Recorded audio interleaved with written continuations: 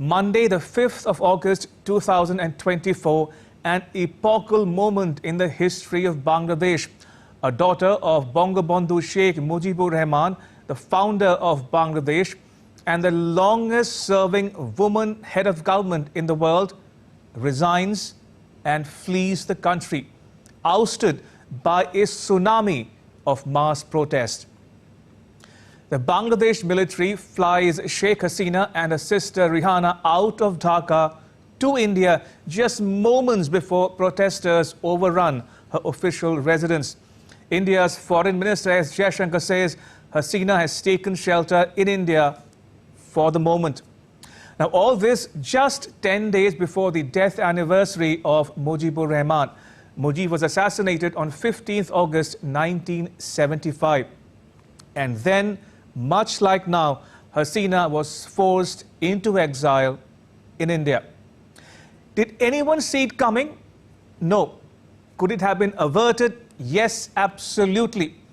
But when, how and why did an agitation against reserving a certain percentage of government jobs for children and grandchildren of freedom fighters turn overnight into an anti-government protest remains a mystery. Did Pakistan and or China have a hand in it? Could the US have been behind it? Well, this is what India has to say on it. We are closely analyzing all aspects of recent developments in Bangladesh. This was in reference to the question on involvement of foreign powers in governments. Now, it's no secret that the US was gunning for Sheikh Hasina on one pretext or the other. In May 2023, the US announced a new visa policy ostensibly to support Bangladesh's goal of holding a free, fair and peaceful parliamentary election. A US State Department spokesperson said that under this policy, the US will be able to restrict the issuance of visas for any Bangladeshi individual believed to be responsible for or complicit in undermining the democratic election process in Bangladesh.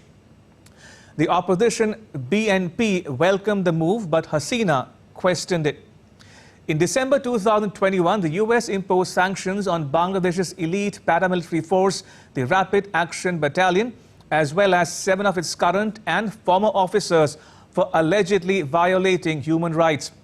That's not all. The US did not invite Bangladesh to the Summit for Democracy, which it hosted in December 2021 and March 2023. Moreover, the US has been asking Bangladesh to sign 2 defense pacts for many years now, but without success.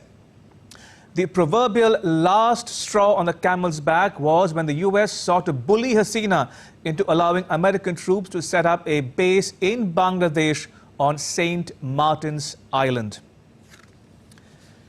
In May 2024, Hasina made 2 startling claims. One, that a plot was being hatched to carve out a Christian state from Bangladesh and Myanmar like Timor-Leste.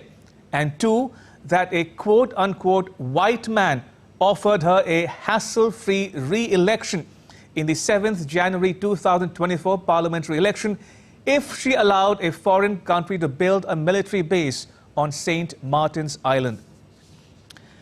Now, a recent history of US intervention, overt or covert, shows the so-called US democracy project is failing in the global south. The US waged a war in Iraq but could not prevent the rise of armed groups such as the Islamic State. The US pulled out its troops from Afghanistan only to give the country literally on a platter to the Taliban. And now the US has abandoned Bangladesh for reasons best known to it.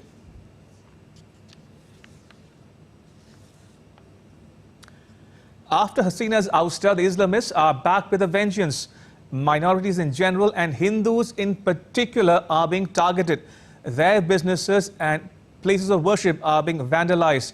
The fear is terrorism and extremism will make a comeback in Bangladesh with disastrous consequences for the region. Will Pakistan and China fish in troubled waters? Don't be surprised if they do.